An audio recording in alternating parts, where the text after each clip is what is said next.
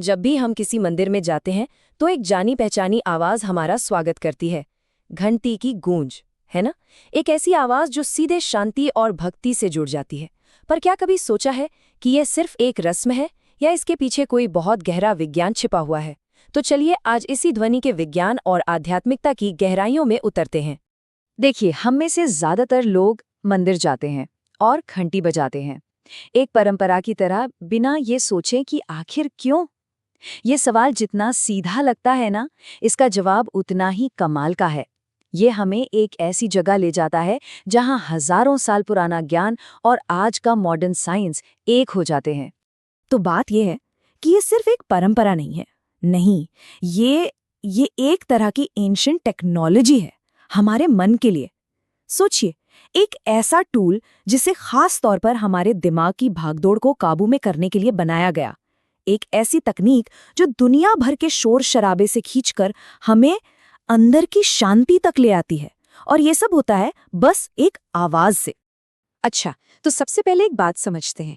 ये जो घंटी का इस्तेमाल है ना, ये सिर्फ हमारे मंदिरों तक ही सीमित नहीं है, बिल्कुल नहीं। ये तो एक यूनिवर्सल सिंबल है, एक ऐसी आवाज जिसे दुनिया के लगभग हर संस्कृति में पवित्र माना गया है। जरा सोच कर देखिए, चाहे हिंदू मंदिरों में घंटे की गूंज हो या बौद्ध मठों की वो शांत सी ध्वनियां, चाहे चर्च की वो बड़ी बड़ी घंटियां हो या जापान के शिंटो श्राइन्स की पवित्र घंटियां, इन सब का मकसद हर जगह एक ही है। मकसद ये है कि हमारी चेतना को रोजमर्रा की भागदौड़ से हटाकर एक पवित्र, एक फोकस्ड स्टेट में लाया जाए।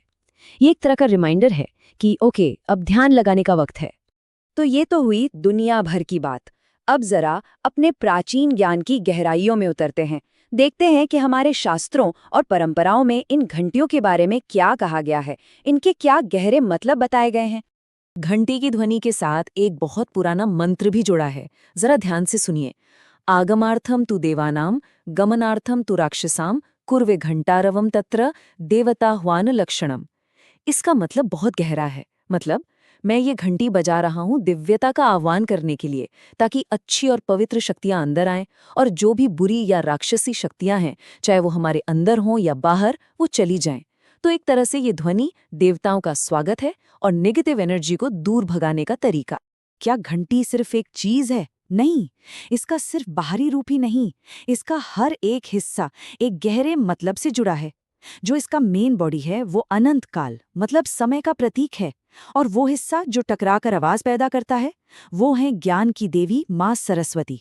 और हैंडल जिसे हम पकड़ते हैं, वो है प्राण शक्ति, हमारी लाइफ फोर्स। तो ये सिर्फ एक मेटल का टुकड़ा नहीं हुआ, ये तो अपने आप में एक पूरे ब्रह्मांड का प्रतीक बन गया। तो ठीक है, ये सब तो हुई आध्यात्मिकता की बातें, लेकिन अब कहानी में एक दिलचस्प मोड़ आता है। एक ऐसा पॉइंट जहां हजारों साल पुराना विश्वास और आज का मॉडर्न साइंस आकर मिलते हैं। तो चलिए अब जरा इसके पीछे के साइंस को समझते हैं। जरा एक मिनट के लिए सोचिए, क्या हो अगर ये जो पूजा पाठ का तरीका है, ये असल में एक बहुत ही एडवांस्ड अकूस्टिक इंजीनियरिंग का नमूना हो। ये सवाल सब कुछ बदल देता है। क्या ऐसा हो सकता है कि हमारे पूर्वज सिर्फ भक्त नहीं थे, बल्कि वो कमाल के साउंड इंजीनियर्स भी थे? क्या उन्होंने साउंड की ताकत को उस लेवल पर समझा था जिसे हम आज जाकर दोबारा डिस्कवर कर रहे हैं? देखिए, मंदिर की घंटियां ऐसे ही किसी भी मेटल से नहीं बन जाती।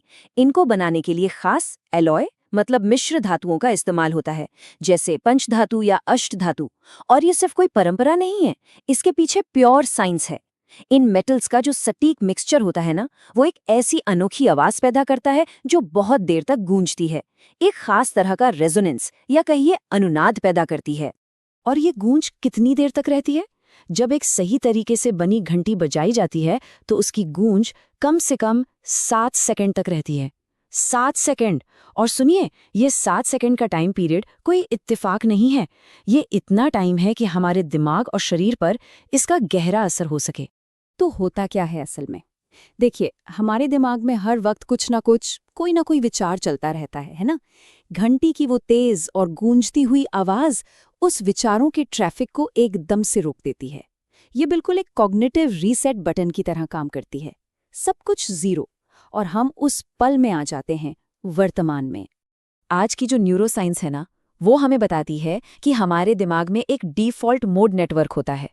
ये ये वही हिस्सा है जिसकी वजह से हमारा मन या तो अतीत की बातों में खोया रहता है या भविष्य की चिंता करता है, मतलब भटकता रहता है। और मंदिर की घंटी की आवाज़ ठीक यही करती है, वो इस नेटवर्क को कुछ पलों के लिए एकदम चुप करा देती है। तो होता क्या है, घंटी बजने से पहले हमारा दिमाग अक्सर बीटा वेव्स की स्टेट में होता है, मतलब एक्टिव, सोच विचार वाला और अक्सर तनाव और चिंता से भरा हुआ। लेकिन जैसे ही घंटी की वो आवाज़ कानों में पड़ती है, हमारा ब्रेन अल्फा और थीटा वेव्स में शिफ्ट हो जाता है। और ये कौन सी स्टेट है? ये है आराम की, सुकून की, गहरे ध्यान और मानसिक शांति की अवस्था। तो इसका सीधा सीधा न्यूरोलॉजिकल असर क्या होता है? हमारा मन भटकना बंद कर देता है, शांत हो जाता है, स्ट्रेस हार्मोन कम हो जाते हैं और शरीर में डोपामाइन और सेरोटोनिन जैसे मतलब फील गुड केमिकल्स रिलीज होते हैं। और यहीं पर प्राचीन ज्ञान और विज्ञान फिर से एक हो जाते हैं। माना जाता है कि वो जो 7 सेकंड की गूंज है ना, वो हमारे शरीर के 7 ऊर्जा केंद्रों यानी 7 चक्रों को जगाने और उन्हें बैलेंस करने के लिए एकदम परफेक्ट ड्यूरेशन है। लेकिन रुकिए, कहानी यहीं खत्म नहीं होती। इस घंटी का असर सिर्फ हमारे दिमाग और एनर्जी पर ही नहीं होता। इसका एक और हैरान कर देने वाला असर है जो बिल्कुल फिजिकल लेवल पे काम करता है। एक सवाल है, क्या कोई आवाज़ एक कमरे को साफ कर सकती है? मतलब सच में क्लीन कर सकती है? सुनने में थोड़ा अजीब लगता है ना, पर क्या साउंड में इतनी पावर हो सकती है कि वो अपने आसपास के माहौल को शुद्ध कर दे? मज़ेदार बात यह है कि साइंस कहता है हाँ। साल 2019 में एक स्टडी हुई और उसमें ये पाया गया कि घंटी से जो तेज साउंड वेव्स निकलती हैं वो हवा में मौजूद बैक्टीरिया और दूसरे छोटे छोटे कीटाणुओं की ग्रोथ को रोक सकती हैं। अब सोचिए, ये तो वही बात हो गई जिसे हमारे पूर्वज कहते थे, नकारात्मक ऊर्जा को दूर करना। उसी स्टडी में एक और चौंकाने वाली बात सामने आई। मंदिर के अंदर ठीक घंटी के नीचे हवा में जो माइक्रोब्स का लेवल था वो सिर्फ 7 से 9 CFU पर मीटर क्यूब था। अब ये टेक्निकल लग रहा है, पर आसान भाषा में इसका मतलब है कि ये बहुत ही कम लेवल का कंटामिनेशन है। मतलब ये एक तरह से इस बात का सीधा सबूत है कि आवाज से शुद्धिकरण होता है।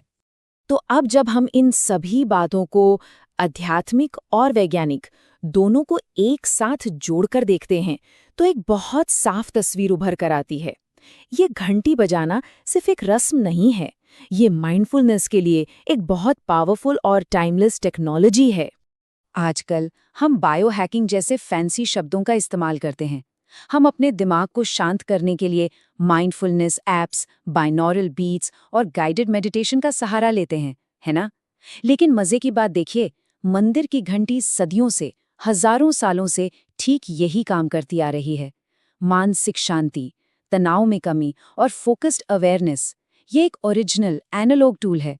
तो अब ये बात बिल्कुल साफ है, मंदिर की घंटी सिर्फ एक सिंबल नहीं है, ये एक जानबूझकर बनाया गया अकूस्टिक इंस्ट्रूमेंट है।